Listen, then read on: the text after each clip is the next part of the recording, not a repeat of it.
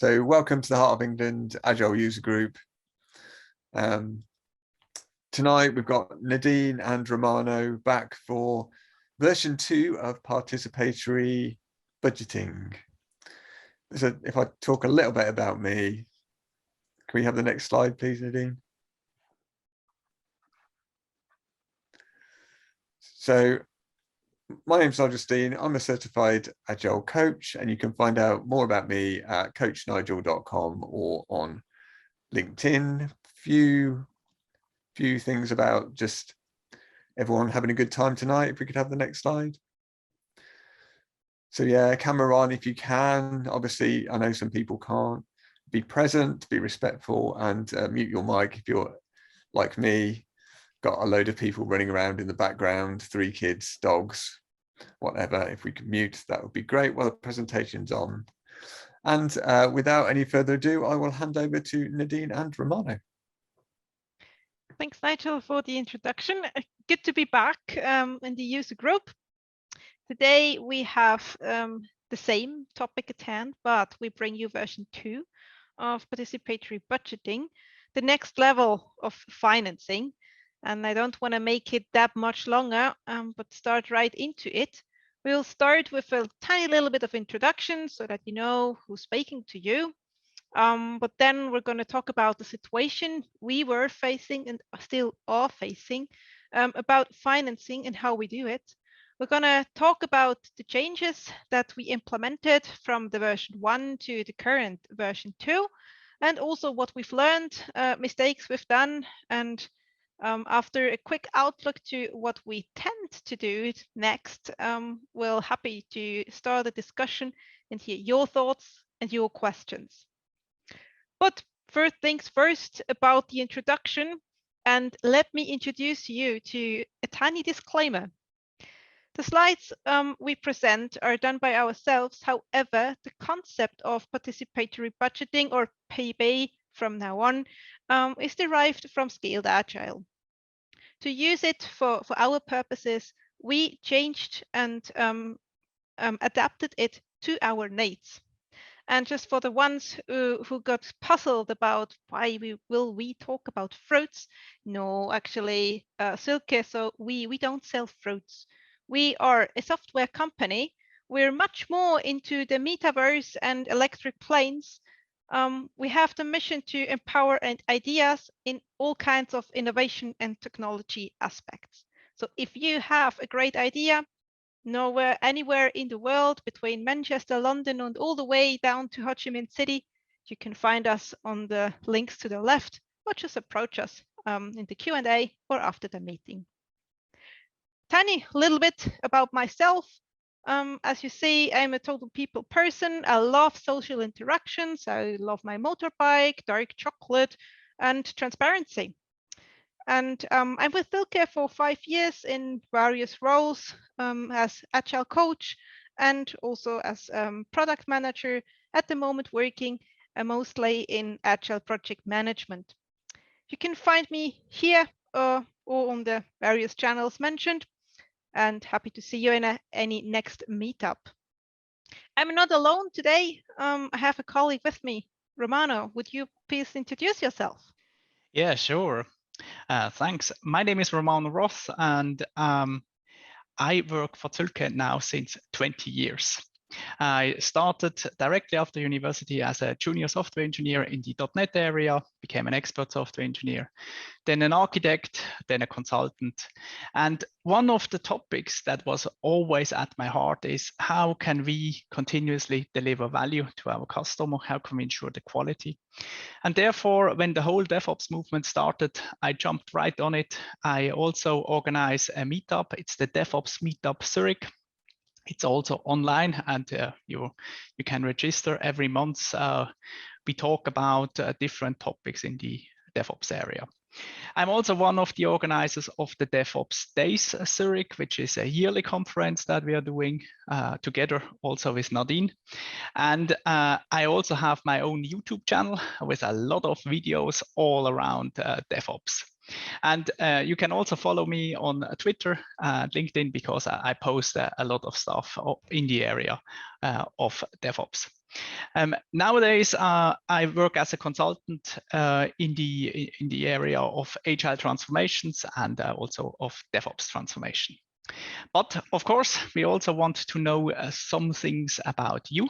And therefore, we have prepared a Menti for you. I will post the link into the chat.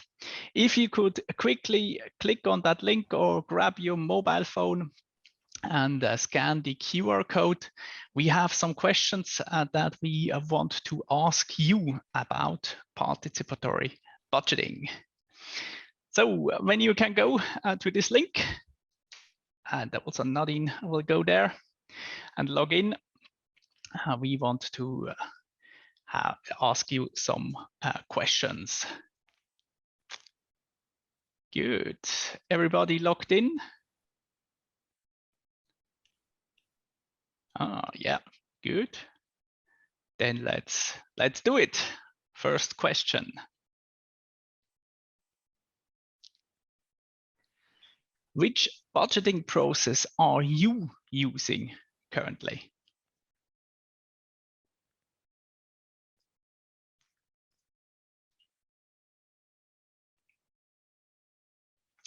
So it looks like we are using everything. So from no budgeting over yearly, traditional budgeting, quarterly, traditional budgeting, and even participatory budgeting. Very good. Next one.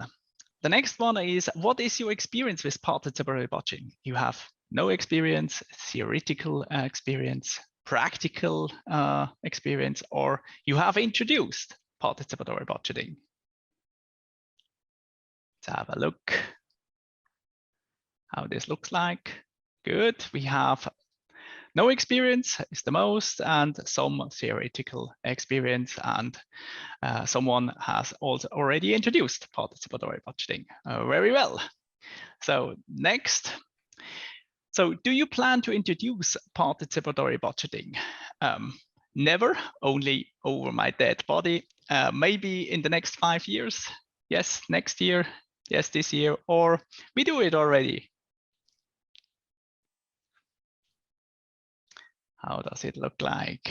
We have maybe in the next 5 years. Looks like, yeah, maybe in the next 5 years has taken the lead.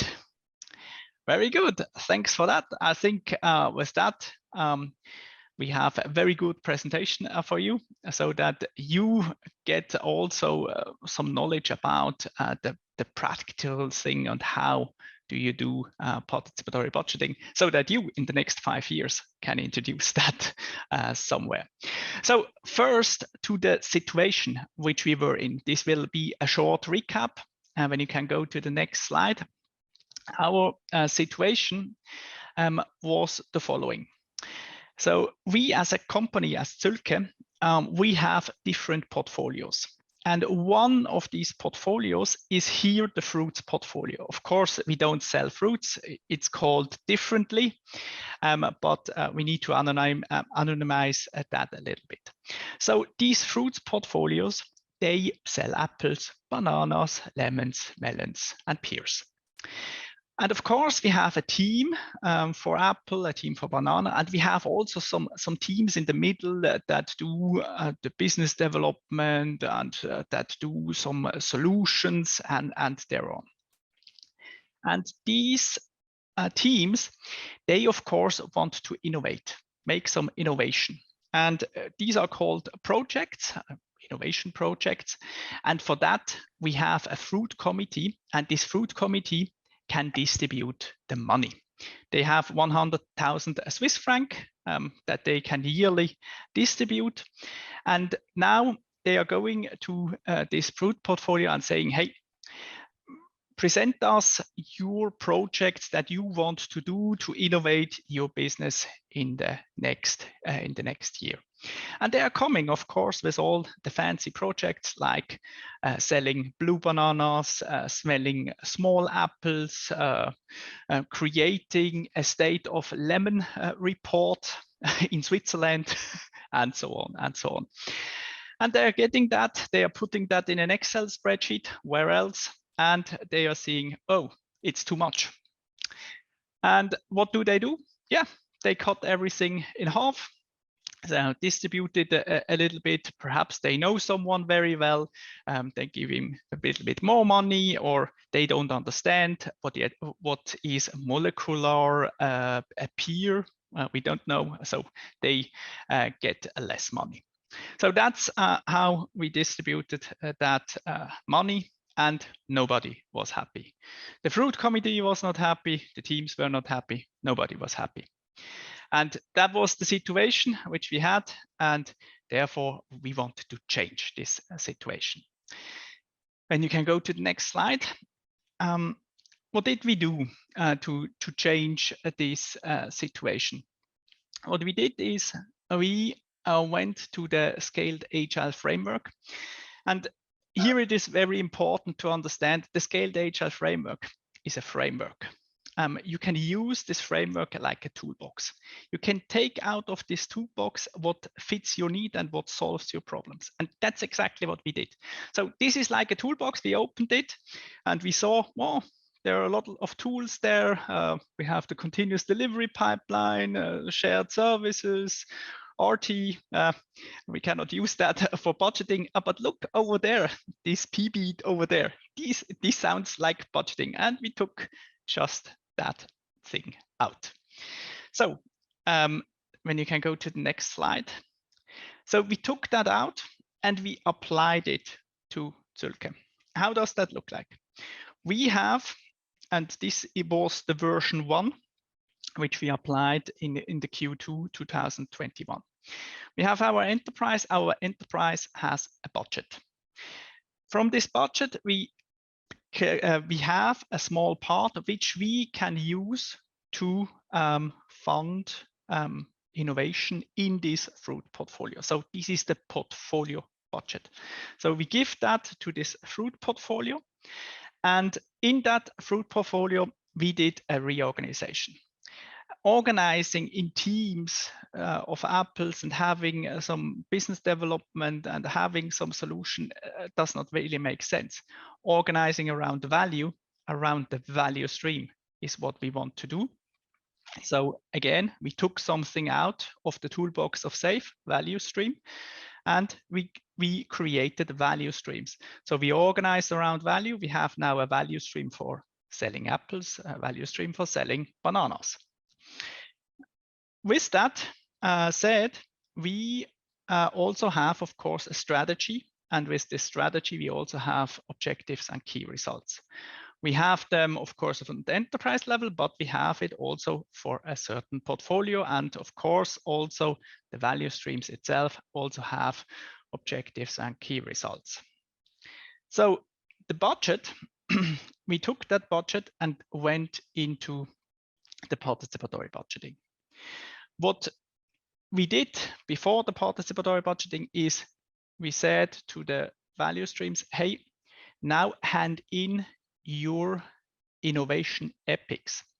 Now we introduced epics. Again, something that we took out of the SAFE toolbox. An epic is something different than a project. An epic has a hypothesis behind. So we want to understand what kind of hypothesis that you want to check on the market. And with the hypothesis, and there is a whole template about this epic and the hypothesis, we also want to know what is the business case behind and what are the leading indicators. So how can we prove that this hypothesis is true? So we changed also that. So they are handing all the epics in. And then we created that participatory budgeting. We took the 100,000 Swiss franc and we went to a table and said, okay, now present the epics. They presented the epics and we said, also present what kind of run the business you need to have. And they presented that. Then we went into the participatory budgeting. We went into tables and every table got the 100,000 Swiss franc and they discussed how much RTB from the business each one of the value stream can become. And they come to a conclusion. Then we came back and we went again in and talked about the grow the business. And the grow the business, in there, they are the epics. And some of the epics got founded, then they have a check mark, and some of the epics didn't get funded. And so they have that stop sign. So we went back, consolidated the budget, and we had after that a real budget. And you can see by the size of these symbols that, for example, the Apple value stream has only a small run the business budget. The bananas have a big run the business budget and also a big grow the business budget. So that's how we distributed the budget, and they liked it very much. But we also had some lesson learned and some changes, and that's what Nadine will show you now. Yes, thank you, Romano. That's a lot to take in, I know. And if you want to go through that in detail and maybe reread what an epic is, we can highly recommend the first talk we did. Within this group, you see the minute recorded on top right. So you can always go back and see the definition, the epics, and how about we came to use those concepts. But as Romano said, this was back some time ago, like in May 2021. And in the meantime, the world has changed, and we did apply some changes. Let me bring an overview first. On the left-hand side, so before the blue arrow, you see what we've learned after we held the participatory budgeting event. And on the right, you see what we derived from those learnings, what we've changed. So we learned about this RTB, run the business, grow the business. It was kind of cumbersome, hard to understand. People didn't get it. It was also a question of time for preparation, time for presenting the epics, time to learn about the epics in general, and also about the information that they needed to digest when they learned about all their fellow colleagues from the apple, banana, and pear team. And also they thought that we talked about priorities. How can we align better to have more value within the streams, but also across? So on the right-hand side, you see we implemented 4 changes.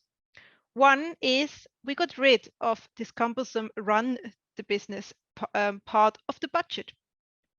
We just canceled it out of the whole process. We also doubled up the time people had to prepare, and we brought another information session into the whole process so that people have more time to learn about the brilliant new ideas their colleagues had.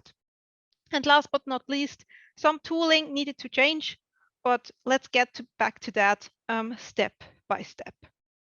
In detail, so what's actually new?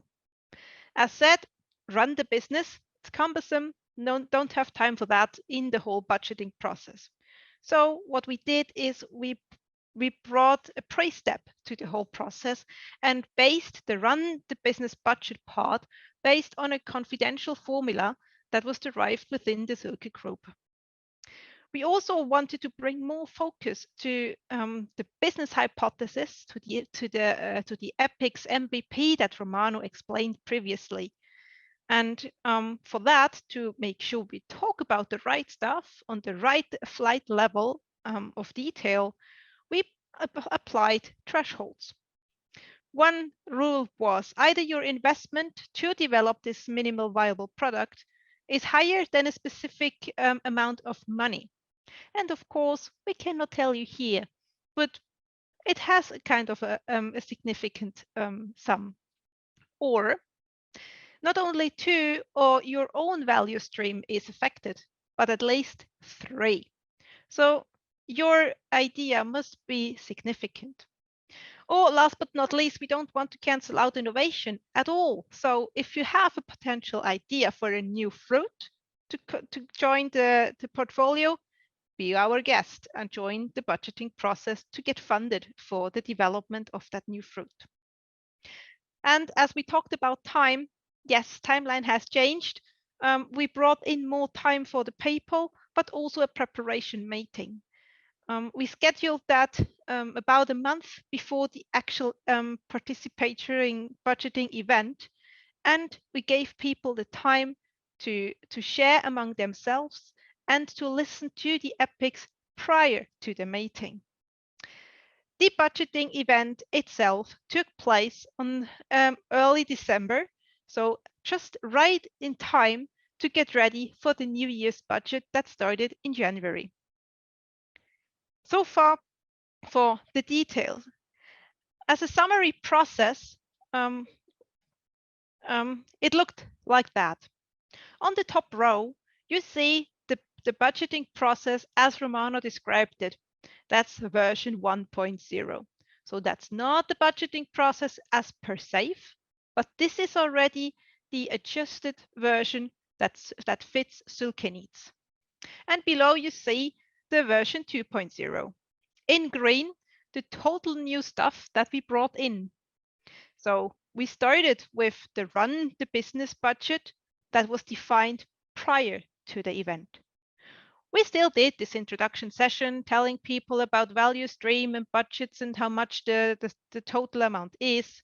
And then we did a slightly different meeting where people could propose their epics. What's also new is the information session, the second green part. So we did a bit of a recap looking back. What did our value streams do with the budget they have received through the very first budgeting event? What went well? What did not went so well? And they had the chance to introduce their new epics. Based on those two findings, people now had a very good understanding of how the event in December could look like. We did the event, of course, we didn't cancel that one out. And as with version 1, we transparently communicated to the whole group how it went, what the outcome is, and how the funding looked like. So, and now going into the bit of detail, talking about time and the schedule. It doesn't take more time to do a different process. It just takes a different kind of planning. If you want to see how we did that with version 1, you can always go back to the recording that's presented on various channels. You can find it on with Nigel in the user group, but also with Romano or myself on LinkedIn. So doing a bit of recap, going back to Q2 2021. So in May, we started the whole process. And as you see, we conducted the whole preparation and process all done in May. And you see, we spent roughly about 5 hours for us, within a few more work that was put in by the epic owners to get their epics ready. Fast forward to the last quarter of 2021, when we did our version 2.0. You see in green the stuff that has changed. People had twice the amount of time to prepare, and giving the opportunity to learn from the recap session, we got a pretty good example of which epics worked, which kind of information they needed, and what is actually valued within the company based on strategic themes, based on OKRs, and the mission of the company. The total amount of time spent is equal to the version 1.0. Again, but the big difference makes the focus. What did we talk about, and in which detail? As if we remember back, there's no run the business again, it's only grow. And we talk about the epics that are strategic and really matter. So far for the schedule to get there, to get to the event. The event itself, also here we bring you a tiny bit of a comparison. The agenda for the event on the first version looked quite stuffed. You see, the orange part was the part that we wanted to focus on. People needed to discuss the run part, and they also needed to discuss the grow the business portion. So that's what we wanted to focus on. And we were so proud. We made it. If you look at that agenda, most of the time spent is what we wanted to do, participatorily budgeting our half-year sales. However, you're always smarter after. So we did a few changes. We actually crossed out everything that did not have anything to do with innovation. For example, the run part, and also this, the agreement stuff, because what we actually need to agree is how to invest the innovation part. What you see, what's left is what made it into the version 2.0. And that's what we can present today. This is how we applied the event, how we run the event in December last year. We started, of course, with a little intro. And also here, we kept the good practices and let management do that. Get their buy-in and hear with their words and their voices why we do it and why this process is significant for our company. We also closed with a management vote and with their commitment to support the value streams to get their allocated budget into a success. In the middle, we got Epic owners to bring a little updates, what they've learned from other epics. Many changes have occurred since they first introduced their epics, and we spent most of the time discussing. We had a lot of time agreeing as well, which brought a lot of new insights to the whole process. So far for the schedule of the event and the agenda. Let's zoom out again. Our solution, as Romano presented it previously, looked like that. We have a run part, we have a grow part, we have 100,000 Swiss francs to distribute onto different fruit portfolio, onto different value streams. If it's the apples or the bananas, what matters is the significance of the epics. Quite cumbersome, quite big to follow up. The changes that came between version 1 and 2, we crossed out the run part, and we made it significantly harder for epics to enter the budgeting process, because what's easy to be done should not be made more complicated. Just get it done with the people you need. So version 2 now looks much leaner, and you see the amount of money has also been reduced. Of course, because some part, or share of it, was allocated to the run part, which was based on a confidential formula from Zühlke, was allocated already before the meeting. For us, that brings more time and more focus. And so the changes also reflected the tooling part. For the ones who have been with us in the first meetup we presented, you're mostly familiar with this Excel. We started with it again. Here you see the overview how we did it.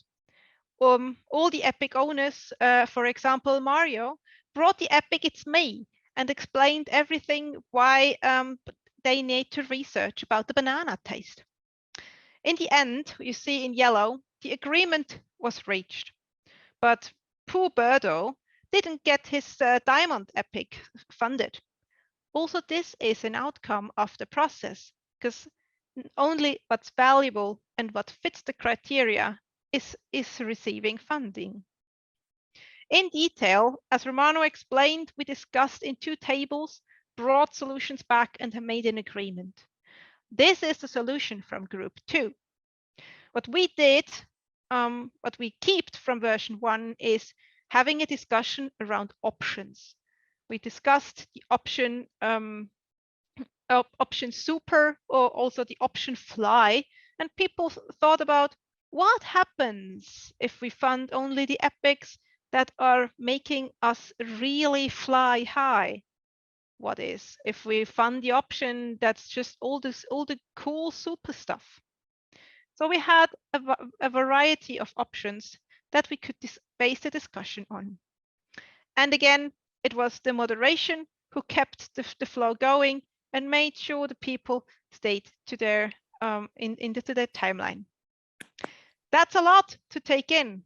So we changed the preparation, we changed the tooling, and we also changed the way epics are defined. But it's maybe easier if you see a summary, right, Romano? All right, exactly. Let's have a quick look at the summary. When you can go to the next slide and click next. Yes, exactly. So when we look at participatory budgeting, we have the participatory budgeting from SAFe. You can see that we have as a key input the business case. We have, of course, a portfolio Kanban, and we have grow the business and run the business, and we have the epics. Then we have the tables, and the key output is an allocation to value streams, and of course, the epics that get executed. This is what the SAFe theory says and how you do in a safe manner the participatory budgeting. When you go to the next slide, we see how we changed it a little bit so that it fits to the needs of Zühlke. And I think this is also the great thing about the Scaled Agile framework. When you use it as a toolbox, you can just take out of this toolbox what you need and then just change it to the needs that you have. So our needs was we wanted that these epics are according to the strategy and the OKR, so they have a relation. We also, of course, introduced, as SAFe said, the RTB and the grow the business.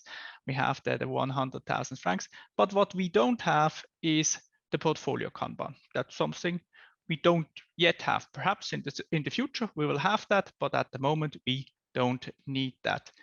The rest is more or less the same. We used the Excel, and we came up with a budget. Of course, we got feedback, and we changed to the version 2.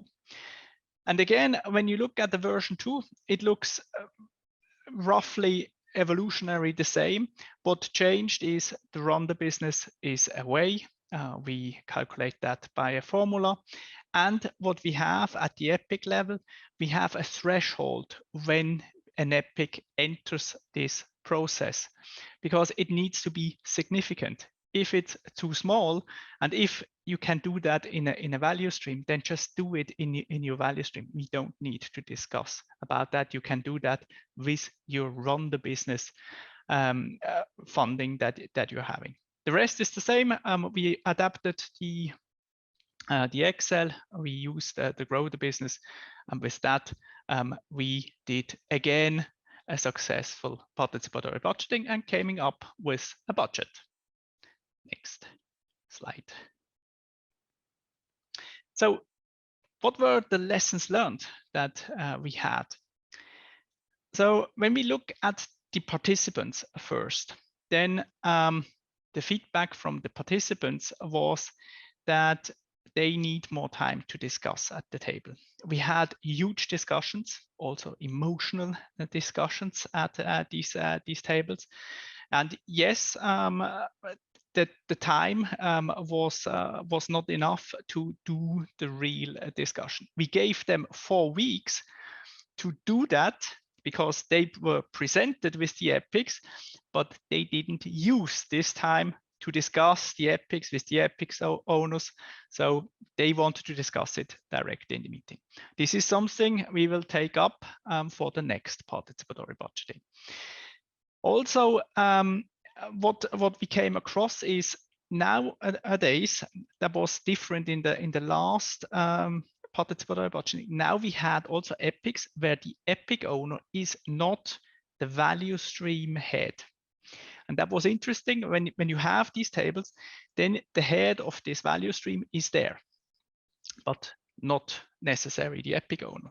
And now we had, of course, epics in this process where the epic owner was missing at the table. So what they came up, the participants, that we add them, also the epic owners, but in a second row, so that if there are questions, they can be asked to the epic owner. Then something that Nadine just showed you is that in the Excel that some epics can also be not funded. This was an example. In our participatory budgeting, all of the epics were partially or fully funded. And no epic was stopped. And this was quite an emotional discussion that we had. It's understandable. The different people in the participatory didn't want to make someone feel bad. I think out of this reason, they choose to partially fund or fund every epic. But I think when we do that again in summer, some of the epics will be stopped. And what is still cumbersome is that RTB and GTP, also the run the business and grow the business part, this still does not feel right. People don't know when things are run the business, when things are grow the business. So we need to think again about that. What the participants really like is the epic template because it gives them very good guidance. It also shows them or makes them think about what is the hypothesis behind my idea, and it also makes them think what is our leading indicator so that I can measure that this hypothesis is true. So they really love that. I think this is a very good thing and we will use that more. Then we talked about the OKRs. Of course, we also have midterm goals, the MOLs, and what we want to do or what the feedback is that we show which epic adds value to which MOL. And that's quite an interesting thing. That was sort of not clear in the meeting, but we want to add that to the epic template so that we know which one adds value to which MOL or even to multiple MOLs. That will be also quite an interesting thing because we had epics where we were not so sure that they really add value to a MOL. And that would be a criterion to stop that epic, potentially. And of course, again, the time boxing worked, but it also led to the fact that we didn't have that much time to discuss stuff. When we go to what we, so Nadine and I say, the moderators of the participatory budgeting, what we love is that entrepreneurial thinking that we have. When you see the people really talking and acting in an entrepreneurial way, when they say, hey, I will give up this epic, I will give the money to this epic because this is more important. This is exactly what we want to see and how people should behave. And that's really a great thing. And again, it was really an eye-opener how good that works. Also, we got also that feedback from the management, which was also present in there in the second row. Then what we have now is, of course, we have experienced participants which are already experienced in participatory budgeting, and that makes the whole process easier. It also makes our moderation easier.